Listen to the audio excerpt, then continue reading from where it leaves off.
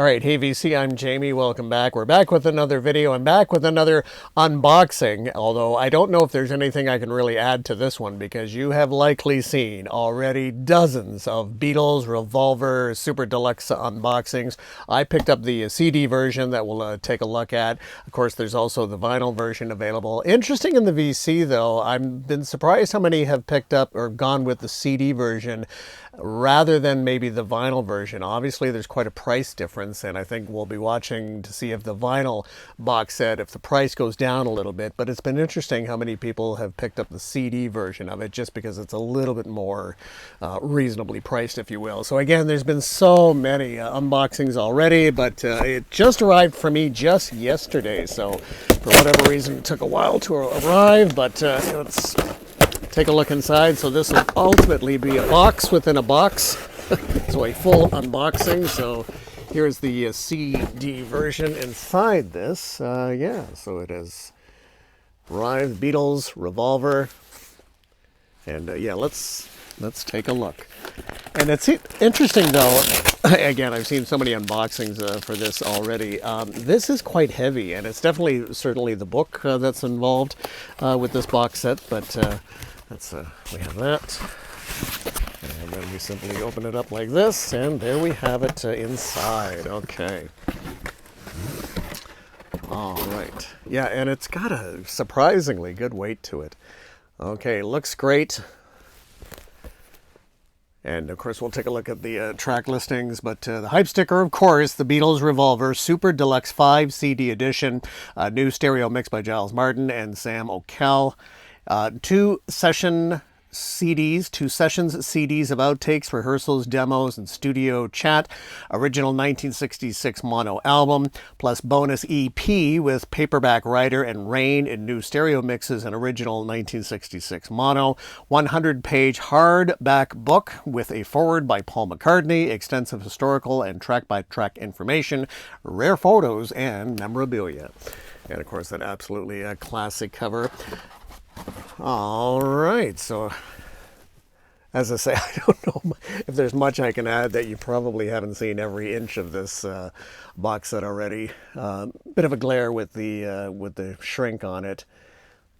But it looks like they fill them up pretty nicely with the Sessions 1 and Sessions 2.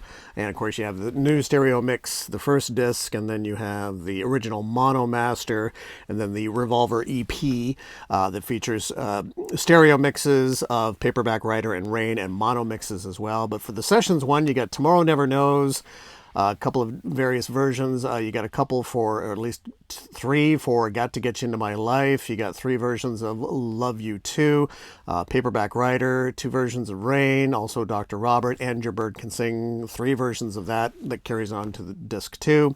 Taxman, also you got at least four different versions of I'm Only Sleeping, two for Eleanor Rigby. For No One, you've got at least, was it four versions of Yellow Submarine takes.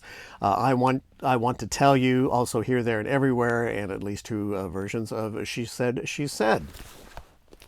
Okay, so let's take a look inside. And it's interesting, though, with these, the way these are. I'm always wanting to go this way and take it out, but they kind of do this the other way, so it all comes out on this side. And as I say, I did opt for the CD version. It's a little bit more reasonably priced than the vinyl version, although we shall see if the vinyl version is going to come down or not. So that remains to be seen. Now, for me, I have a British mono vinyl version of this album, so there wasn't for me like a huge rush to get the vinyl version. So here is my UK mono version of this album, complete with the fold over there. Absolutely enjoyable, and it is fascinating again with this 14 tracks on the UK version, and of course the North American or Canadian version has 3 tracks missing, and there are 3 John Lennon songs. Of course, they turn up on the North American release of the Beatles yesterday and today, talking about the tracks I'm Only Sleeping, Dr. Robert, and Your Bird Can Sing that show up here. Okay, so I'm going to try to keep the shrink on this as best I can, which I'm seeing a lot more people doing these days, which is interesting.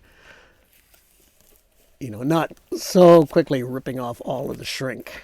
Okay. But, of course, easier said than done here. Okay. There we go. So here we have that. And then they just simply slip out like this. There you go. Okay. All right. And so then we have nicely housed CDs in here. And there's no Blu-ray or anything like that. And just an absolutely really nice book with this. Very nice. And when they mean hardback, they're not kidding around. And it's interesting. I haven't seen... okay, that's kind of cool. That's cool. I hadn't really noticed that. You might not be able to see that. It's like sort of some hair, if you will, from the sort of like the cover. I don't know if you can see that. There we go. You know, kind of replicating the cover just a little bit there. And probably you can see a little bit in the corner there. It's like the hair from the original album cover. You just might be able to see that in the corner. See that there? There we go. Hadn't noticed that before in some of the other unboxings, but that's a really nice, just an excellent, excellent book. Of course, we'll take a look at that in just a second. Okay, now I don't know if the CDs are going to fall out, my luck lately, so we're going to open this up and find out what's happening inside. Oh, it looks like all the CDs are in place, so that's nice. Pretty much each one in their own individual cardboard sleeve. They have a lot of kind of space around here, though, that they probably could have filled up with something, maybe. I don't know. Okay, so we've got Revolver, the stereo mix, and it's interesting, you know, every CD has its specific, you know, place to go, so no mixing anything up. Revolver new stereo mix, and no spine on these sleeves. These are just straight cardboard sleeves.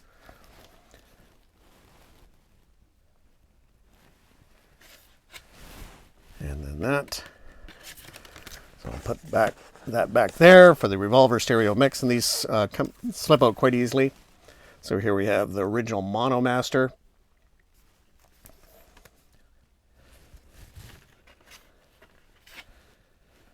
Oh, there you go. And I like these sort of, so that you have that in the Mono Master, and then the EP.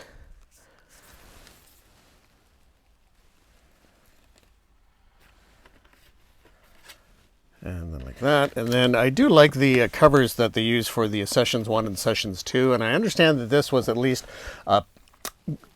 supposedly going to be one of the covers that was for consideration for the Revolver album. I do like what they went with instead, the classic Klaus Vormann kind of collage there. But that is pretty cool. That would have made an interesting cover.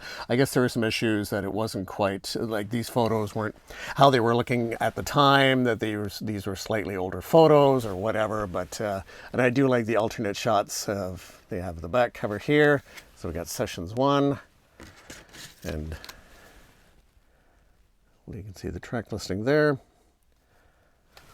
All right, and finally, Sessions 2.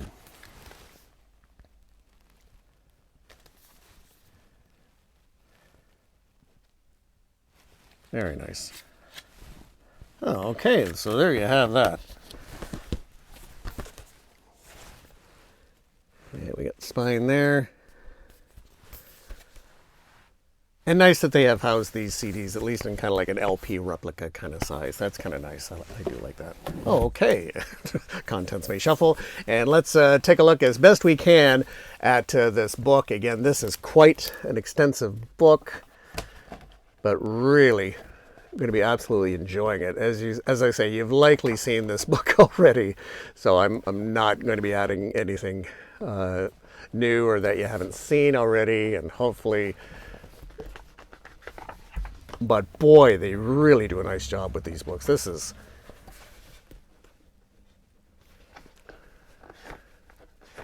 it will be interesting to see what they do next. I'd love for you to comment on what the next Super Deluxe rendition that they should do next. I've heard possibly, obviously nothing's confirmed, but people hoping that maybe it's going to be Rubber Soul would be the next logical one. Magical Mystery Tour would be interesting, but I'll throw out this one. How about Hard Day's Night as the next one? A great album, and I'm talking about the UK version of Hard Day's Night, not the North American one that has a little bit more of that kind of soundtrack stuff going on. But A Hard Day's Night, the UK version, the first album where the Beatles wrote all of the songs, no cover versions or anything like that. And it'd be interesting. And then you can include a lot more of the movie, maybe soundtrack stuff, I don't know. But I think that would be an interesting choice if they were going to do something a little different. But, you know, Magical Mystery Tour would be great, but I would think logically the next one's going to be Rubber Soul. But we shall see. There was talk that they weren't going to do any more after Abbey Road, but hey, here we are. And yeah, as I mentioned, they do such a nice job with these books. I would say overall, there's been some issues, not issues, but some don't like some of the mixes that have been available on some of the other box sets. But I think overall, these have been really terrific. Okay. And having some trouble turning the pages. There we go.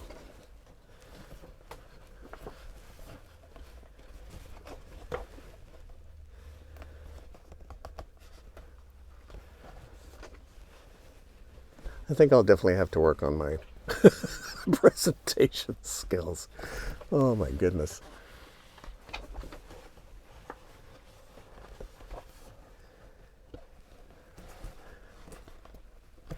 Very strange story time. Story time with the Beatles.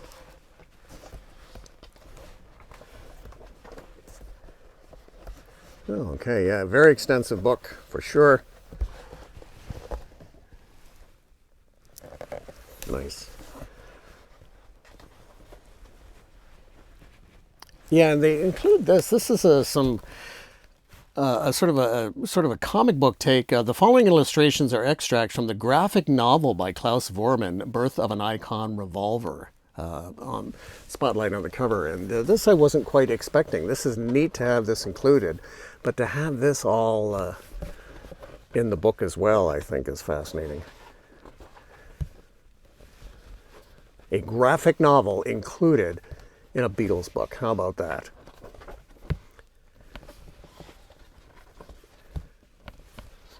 And of course, there we go. The enthusiastic Beatles, the Yesterday and Today cover. Okay. Great photos. And of course, the track listings, acknowledgements, all that stuff. And a nice shot of the gear. Okay, there it is. The Beatles box set, the CD version of the box set. As I say, we'll keep an eye on the vinyl, see if the price goes down on that at all. But there we have it, and another great reissued deluxe series with the Beatles. So thanks so much for dropping by, and we'll chat again soon. Take care. Bye-bye.